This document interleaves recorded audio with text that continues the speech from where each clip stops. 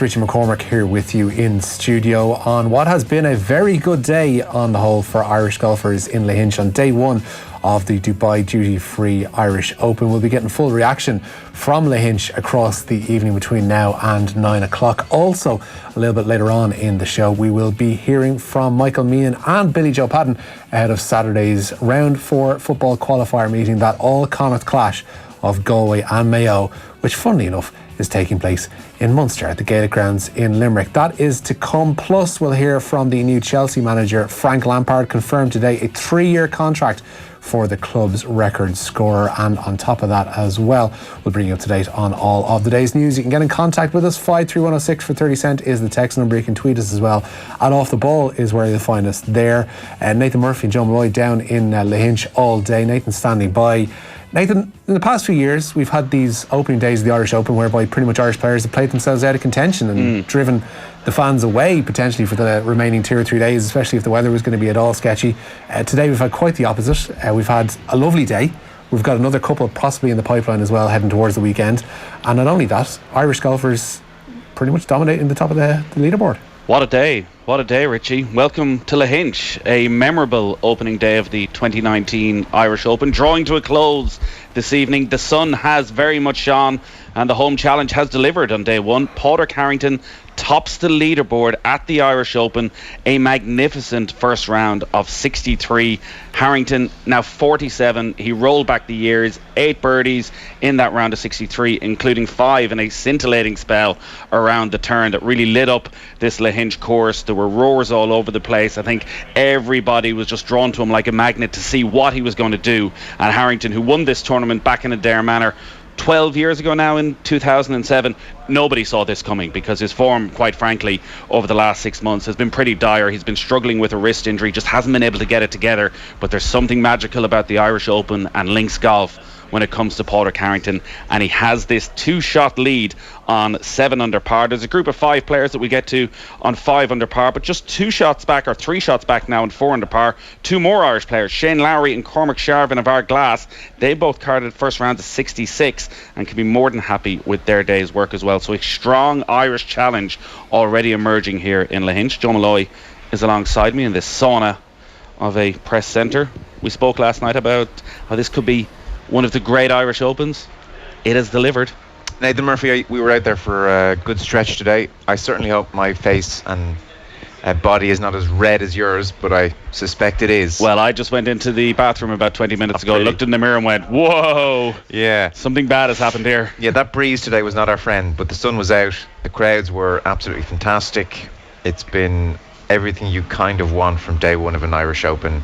It started off very well, and that Shane Lowry put a marker up there. He's on 4 under, and the scenes at 18 just brilliant, because you know the cameras people would have seen on TV today. You finish on the 18th green, and there's the stone wall and the little road next to it, and you walk through the crowds to sign your scorecard, and there's pats on the back and people all around. And Lowry was thrilled with his 4 under. He played really good golf, 5 birdies, just 1 bogey, and that put an early marker out. And then, as you said, Harrington came through. We were out watching him initially because we wanted to see John Ram and Westhazen. John Ram, incidentally, has finished up on 3 under. Westhazen +1, didn't have his best stuff.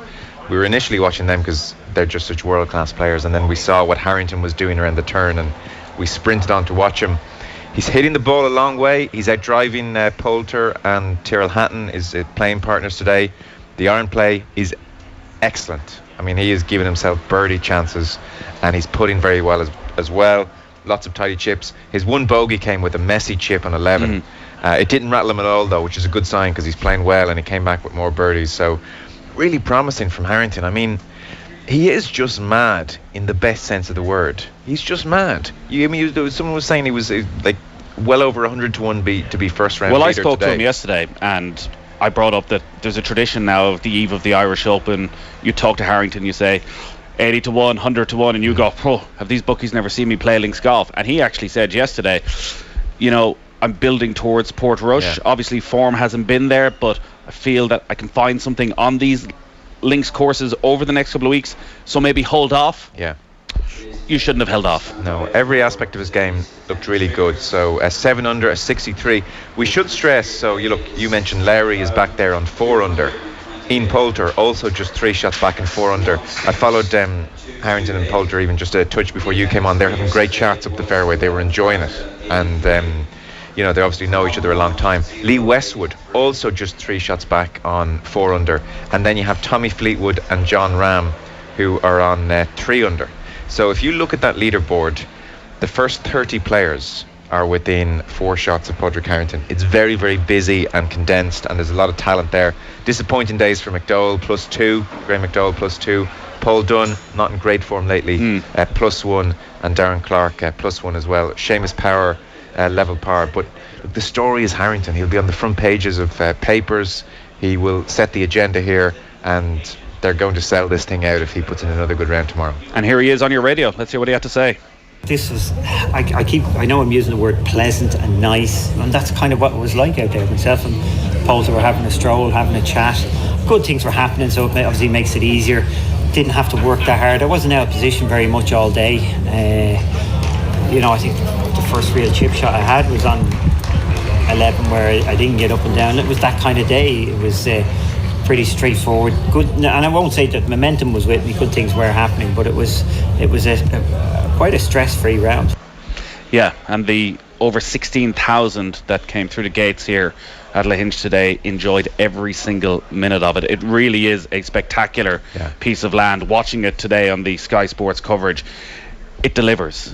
You cannot help but look at this and think, wow, I want to go there, I want to watch this. And that is a big part of this. It's the tourism factor is a huge thing in terms of the support that goes into hosting the tournament here. And you mentioned the 18th, when Harrington was there, looking at Harrington coming up 18, and as you said, there's a stone roll. If you're looking down the fairway, just to your right hand side on the road, everyone's standing on top of the stone walls on either side, everyone trying to squeeze through, because there's actually a small enough grandstand behind 18 just because of the way it's set up here, and it's quite tight in certain parts. All the corporate stuff is just across the road. You can imagine it come Sunday evening, weather good, sun shining, everybody just cramming around into this tight little corner, and well, hopefully Padraig Harrington is still there. You suspect he will be, the way things are going. It's old school, that road with them, because it's got the famous Klondike as well, where the green is right on that road, and there's just lovely scenes of people resting up against it, elbows on the wall, peering over, looking in, and it's just a very traditional, classy kind of place, and totally agree. It looks fantastic on the TV, and then the shots of Lahinch Beach and the bay are beautiful as well. I'm not surprised that Board Fulcher did what they had to do to try and get the Golf Channel here, because it's a brilliant advertisement for golf in Ireland, and it's really bunched in and tight. When you hear a shout of 4, everybody's ducking. The ball could be coming from anywhere. You never feel that far away from the clubhouse or various holes or various properties around the place. So it's just very intimate, and it's working. It's safe to say Lahinch is working in a big way. If there's one health warning to attach to Harrington right now, it is that last year he started the Irish Open very well, and it sort of fell apart on the second day, and he ended up missing the cut. But just watching him out there for that stretch of 6 or 7 holes, the way he was driving the ball, the consistency he was driving the ball with, straight down the middle pretty much every time. And we know even if he gets himself in trouble here, that he can generally get himself out of it. You just feel, and talking to him afterwards there, we'll hear more of it later on, that he knows now he doesn't need to push it. He knows now he's put himself into a position where other people, if he just keeps it ticking along, take his birdie chances when they come, other people are going to have to take risks. My highlight of the day was when he had to use the Portaloo, and quite literally a crowd gathered outside the Portaloo, so that when he opened the door, they all almost gave him a guard of honour, pats on the back, congratulations, Padraig. It was like a toddler being toilet trained, and he had done his business in the right spot, and everybody was just made up for him, and he was just laughing as if to say, this is a bit surreal, but I'll take the pats on the back. I did do my Without business. going too deeply into this, did he not just say outside that he hadn't actually done his business, that he went in to the Portaloo and it was full, and it was the only one, so he had to make a quick getaway? I think he might have been able to do a bit of his business. We can't speculate on these things. I mean, leave the man his privacy in the Portaloo, but I'd say there was a fair old smell. It's a hot day. It is it's always an awkward situation for golfers, that whereby he's at the Portaloo coming out, and literally Sky Sports Ultra HD cameras are zooming in as close as possible. There is a good clip online actually of Harrington in a previous tournament where he's stepping aside, like most golfers have done, to maybe run in behind a tree, and he notices that the cameraman in the distance is following, and he's telling the cameraman, go away. And the a minute. cameraman keeps zooming in on him. So we're going off track here. We're just slightly. We don't need to talk about that sort of stuff because we can just talk about the brilliance of his golf, and it is on 7 under par right now still because play is ongoing. Everybody here tees off the first because the 10th is quite a distance away and you'd have to go over all sorts of fairways, and logistically it just didn't work, which means play is probably going to go on for, I'd say, another hour and a half at the very least. But it looks as though Harrington is going to keep that 2-shot lead on 7 under par. Running through it quickly, on 5 under, you had Wade Ormsby, Michael Lorenzo Vera, Huon Park, Torbjorn Olsen, the Ryder Cup player, Lee Slattery and Eddie Pepperell. Then on 4 under par, plenty of big names alongside Shane Lowry and Cormac Shavrin. Martin Keimer, former major winner in there, Ian Poulter, who was playing alongside Harrington, Lee Westwood, and out on the course, Robin Dawson, who only got into this tournament right at the very end because Moynihan managed to get through on one of his exemptions, which meant that it fell down and there was an invitation extended, and he is making the most of that because he's on 4 under par through 12 holes. So that's been he's one to keep an eye on over the next hour or so. As you say, maybe the disappointment, if it is that Graham McDowell finished up back on 2 over par. He's going to have a lot of work to do, but the likes of Tommy Fleetwood and John Ram on 3 under par, they're only 4 shots off the lead. No, it's very condensed. As I said, there are 30 players within 4 shots of Padraig Harrington. All right, lots more to come from Lahinch. Richie, we're going to be joined by Dermot Gilleese in just a few moments to talk about the history of this great golf course and what's been going on today. And also we'll hear from the likes of Shane Lowry. We'll hear more from Padraig Harrington, from Graham McDowell as well a little bit later in the show. Yeah, that's all well and good. We've been joined in studio by Kevin Kilbane. How about that? Oh, there you go. A long time no see. There you go. I do not believe it. The bed of roses appeared to This is typical Kilbane. Is this Conor Moore sketches doing an impression of Kevin? Kevin Kilbane doesn't come into studio. What's all this? Yeah, well, all I'm seeing is you for the last few days tweeting pictures of yourself getting closer to pin, Joe, so I'm delighted for you, honestly. 13 inches, Joe Malloy. Yeah, 13 inches, Joe Malloy. Oh, I was happy. If you don't want to talk about it, Joe. So for the last 6 weeks when we've been doing the show and, looking for you desperately throughout the land to see would you come in, Kevin, you were unavailable, but the second we go down to Lahinch you rock up. Yeah, well, no, I've been enjoying my summer. I've been to Donegal, I've been to Mayo. We don't take a summer holiday and off the ball. We're still actually in there every day. I know. Do you know what? I was in the taxi on the way in earlier on. The taxi driver told me to tell you. Well, I probably can't say what he told me to say about you. Go on. No, well, he actually did say you're a bunch of bollockses. It was something similar to that. So yeah, you're right. You can't say that. A lot stronger. It was a lot stronger what he was saying about you. Anyway, he said you're all a bunch of students. That's what he actually called you. But anyway, why are you saying this on the radio? Kev, I think we're on. Kev, we're on. Oh wait, sorry about that. This is on. Here, before you go, or maybe you're hanging around all night. I don't know, Kev. What's the inside track in Hayden O'Shea? Well, I'm worried for the weekend, Nate. I'll tell you that, mate. Yeah, that's what I'm worried for. Yeah. I don't know. Hopefully, we'll see how it goes. I was up in Newry as well last weekend, so that was good. I missed the Armagh game in Castlebar, so yeah. I don't know. I'm hopeful. Killian O'Connor back. Phil McDonough's flying as well, so yeah, we'll see. There's just something very comforting about hearing your voice. Is there? Ah, yeah. Yeah, and I'm going to Paul Weller tonight. That's the reason why I was passing. That's why you're back. Is Graham Hunter over? I don't know. He probably is somewhere anyway. He's probably seen him on this tour somewhere along the line, yeah. He's trying to get Pat Nevin over from New Order on Sunday as well. He wasn't having it. Apparently his daughter's graduating. How selfish is that? Daughter's graduation or New Order in Dublin? Which one are you going to pick? Cheers, lads. I'm joined also in studio by Team 33's Raf Diallo to pick through the news of the day as well. Might as well pop in. Exactly. This is how things go in here. We'll look at Wimbledon first because there's been a couple of shocks there, although Nick Kyrgios is holding his own against Rafa Nadal in the moment. We'll get to that one in a second. But defending women's champion Angelique Kerber suffered a second round exit today. The 15th loss in straight sets to the American qualifier Lauren Davis. 7-time champ Serena Williams lost the first set of her second round match to world number 133 Kaya Juvan before eventually prevailing in 3. No such worries for the top seed Ashley Barty and 2-time champion Petra Kvitova. Both won in straight sets. A spicy affair ongoing on centre court. Rafa Nadal won the first set 6-3 from Nick Kyrgios. Kyrgios then won the second 6-3. Nadal took the third on a tiebreak, currently 2 apiece in the fourth set, going with serve. Kyrgios has been back and forth to the umpire, getting a warning about his conduct because Nadal is playing silly buggers with his serve. Roger Federer, though, through to round 3, courtesy of a straight sets victory over Jay Clark, and the evergreen 8-time champion in SW19 was asked about his longevity this evening.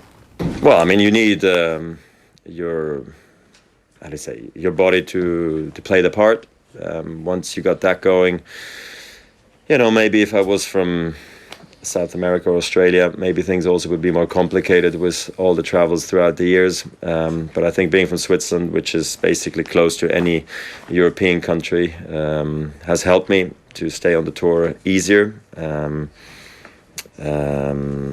don't know what else has made it. I think I've had a solid team around myself, but some guys are still going, like Feliciano and Karlovic and others, so it's not like I'm the only guy standing, but I think I also wanted to play for a long time, and I felt like I took that decision a long time ago, not just 3 years ago, that hopefully I could still be on tour. This was basically taken back in 2004 when I became world number one. I felt like I would like to be on tour for a long time, and I think when you have that mindset at a younger age, I think it's easier to sustain that later on too.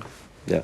Echoes sentiments that he revealed in an interview, a brilliant interview with Simon Cooper just before the tournament as well. Federer's potential quarter-final opponent, Kei Nishikori, also won in straight sets today, beating Cameron Norrie. But the 9th seed John Isner and 2017 finalist Marin Cilic are both out, beaten by Joao Sosa and Mikhail Kukushkin, respectively. The big football news of the day, Kev. Frank Lampard says he has the full belief he can succeed as Chelsea manager. The club's record goal scorer has signed a 3-year contract at the Bridge to replace Maurizio Sarri.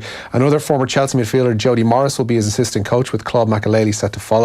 A bunch of his Derby coaching staff in tow too, but no Shay Given. But with a transfer ban hovering over the club, Lampard has been asked about his approach from this summer onwards. We keep the word realist, and realism keeps coming up, and I am a realist, and the last thing I want to do is ask for any favours going into something. It's not the way I work anyway. We seem very focused on Chelsea and the history and managers and change in the Premier League, in the world all over. There is this, as a manager, you understand very quickly that you want to try and be successful. Now you can judge success on different levels.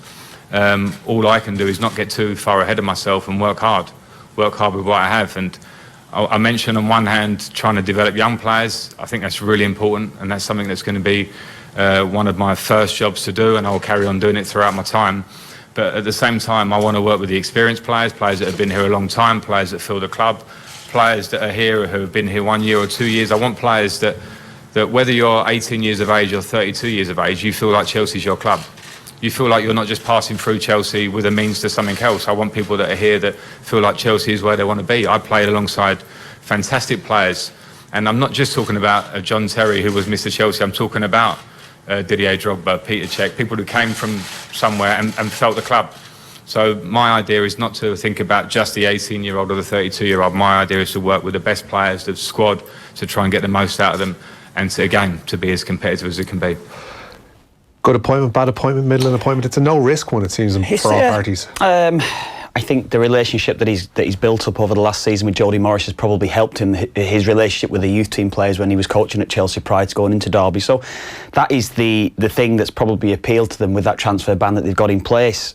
Would he have got the job if the transfer ban wasn't in place? I don't know. You say definitely, he almost certainly wouldn't have done. No, it's not a Chelsea appointment. Chelsea appointment is who's on the bubble as being the big quote unquote foreign coach at the moment. Hire them, get them in, let them last 18 months, and wear them out and get them a new one. A lot of the players over the last 10 or 15 years that have done well and stayed at the club for a long time, like Lampard, Petr Cech, they all seem to have had a good relationship with Abramovich. You know, they've done it right, haven't they? They've got a good relationship with him. So Lampard has obviously spoken to him, and I assume he's taken that job with a few guarantees, because Chelsea's history of sacking managers very quickly, we've seen it, haven't we? This seems to me like it is a bit more of a plan in place. Now, if it works, I don't know. There is a risk. There's a risk side of it. In the fact is that he's got no experience. He hasn't won any trophies. He's not. If it goes wrong, that will always be thrown at him. That he's not necessarily got the experience. Like, are you worried? Like the whole Bielsa situation with Spygate and everything. He seemed to be a bit rattled by that, and obviously Chelsea's. There's more tension there. It's a bigger club, obviously, and that will be a slight concern. Especially he doesn't have an experienced assistant manager. I know Jody Morris obviously knows the club and everything, but he's not exactly. Yeah, it's a good point, but I just think within that Bielsa thing, I think he had to come out with strong statements, didn't he? He had to come out really. He couldn't have. He couldn't take that line down. No, he couldn't. Yeah. He had, and that was it. So I think at times, I think you're right, Raf. I think he did look a little bit flustered, but I think he had to maybe approach it in the way that he did. Maybe perhaps maybe did go overboard on it. And he will get some serious tests this season across the year with where Chelsea are. And if they can't sign players and things aren't going right for them, and then he's having to promote youth. I was seeing that Loftus-Cheek, I think he signed a new contract as well this week. So they're going to try and look after the lads that have been around the club for a long time.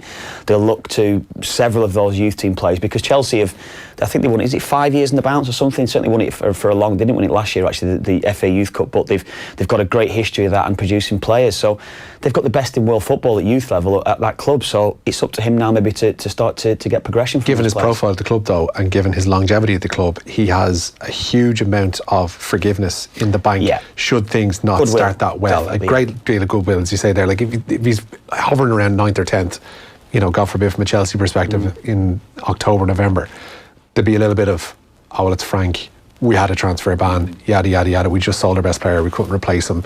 There's an awful lot of caveats there that suggest that he will get a couple of years at the very least. Definitely, there'll be an element, as we all know, there'll be parts of the supporters that won't like it, that will be, if it is going wrong, that is.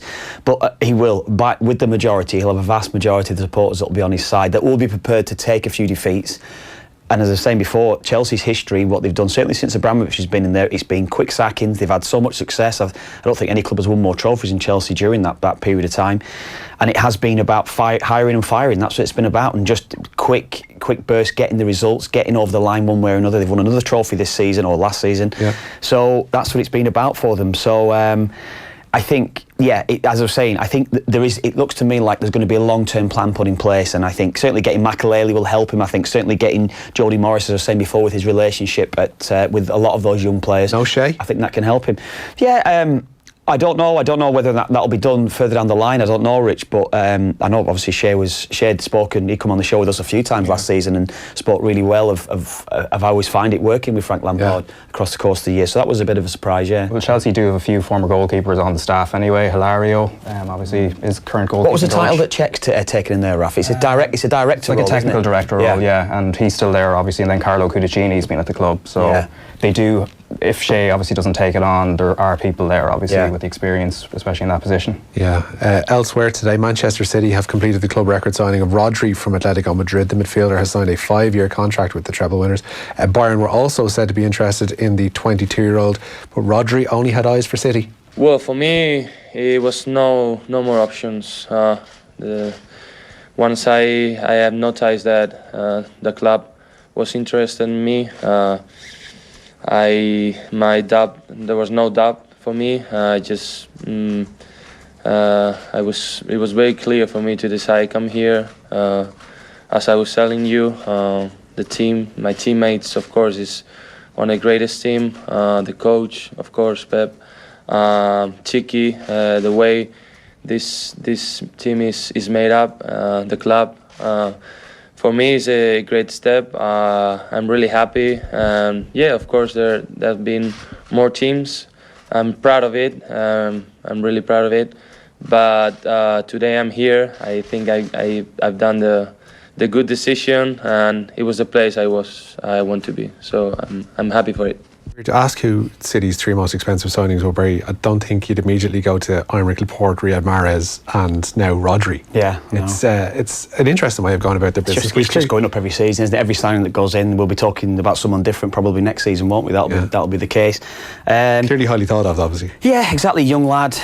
Villarreal before Atletico, only had one season there at Atletico, so we'll look at him. Let's see how he goes on. He'll certainly get the right education, and he's got players around him. Saying he won't necessarily be a regular in the side, will he? You've still got Fernandinho, who I would imagine will stay around. 34 now. Yeah, I know that, but at the age profile, it's about who we can move on. David Silva has said that this is his last season as well, so there's going to be opportunities for them in the coming years. It's kind of like when they bought Bernardo Silva. David Silva was still there. There was time for him to kind of bed in for a season, and then obviously he was unbelievable kind of last season. So I'd imagine it's kind of like the same kind of idea. It's a perfect one with Bernardo Silva, isn't it? That he'll just fill in and do the job for the next 6-7 years that David Silva's done. It's a great one. He's been compared to Busquets a little bit. Rodri, you would have seen a little bit. For in terms of Spain national team level. I think even Barcelona apparently were interested in him at one point, but obviously they're trying to maybe try and snare in Neymar or something as well. Yeah. So.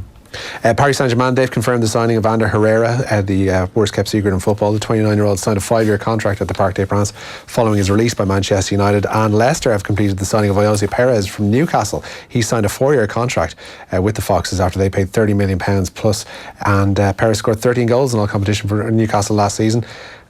Doesn't all go well for Newcastle. No, they're getting money in, but their manager and their top scorer for the last couple of seasons. They're supposed to be signing Aaron Moy, the one I was reading the other day, Newcastle. So whether they can get him in, different type of play than Perez altogether. Him and Shelby in the same midfield. Yeah, great news for ball men everywhere. Yeah, I mean, he could be another one that goes. What they're going to do, Newcastle, that's the thing. What they're going to do anyway, long term, manager wise and everything. But certainly with Perez, if you looked at Perez's goal record, he hasn't actually got a decent goal record. All his goals were scored in the second half of last season. I was at a game, I think it was a Southampton game last year. He scored a hat trick in the match. I think he scored 2 hat tricks in the second half of the season. So you're looking at that. Brodge loves a flaky striker. Fabio Barini are the 2 words I'll say to you here. Yeah, and you know what? You'd be probably spot on with that. He's a player. He's a hot streak player. Yeah. If he's on form and he's sharp, I think he comes in. He's played as a 10, he's dropped off, and at times where Benitez has used him, he's used him in wider areas, so he's coming in off the left or the right hand side, so predominantly the right hand side when he's been playing. What's the lad up front, the striker from West Brom? I can't think of his name. Rondon. So Rondon's been through the middle and he's just been playing off Rondon. And Newcastle's success in the second half of the season was down to Rondon. Rondon was brilliant in what he was doing. So he's got a Vardy there. Vardy's a runner. Vardy likes to go in behind, so taking his space. So it's going to be interesting to see how he's going to gel in that Leicester side. Now, Kev, I know all the golfing chat from Lahinch has gotten you just nicely warmed up for Paul Weller tonight, and it's getting you in the mood to tee it up. Get onto offtheball.com/open for details of the inaugural Off the Ball Open. It's all happening from the 17th to the 23rd of November in Abu Dhabi, no less. 5 nights in a 4-star hotel could be yours. 2 rounds of golf at the Links and the National, a Peter Lorry golf clinic, gala dinner, an Off the Ball roadshow with Kieran Donaghy, the gentleman to my left, Kelvin Kilbane, and many more as well. And you can sign up for it now at offtheball.com/open. Kev, thank you for coming in tonight. Brilliant. Let's go enjoy Paul Weller. I will do. Raf Diallo. Catch Raf on Team 33 as well. Well, not for the next 6 weeks. Well, it's grand. Yeah. That taxi driver was talking more about the Team 33 lads, because when I sometimes tune into that when I'm in the car. That's because he's been slagged off. When I'm in the car by other members of the show. Just randomly in the car, and Raf is coming out. All the lads, Ender, all the boys, all guns blazing, slaughtering me. See, well, in fairness, disrespectful. It is a little bit, to be fair. We'll be back after this with more from Lahinch. Down to Business on News Talk. Thanks to Bank of Ireland, supporting enterprise locally through the National Enterprise Town Awards. Get the best cashback rate in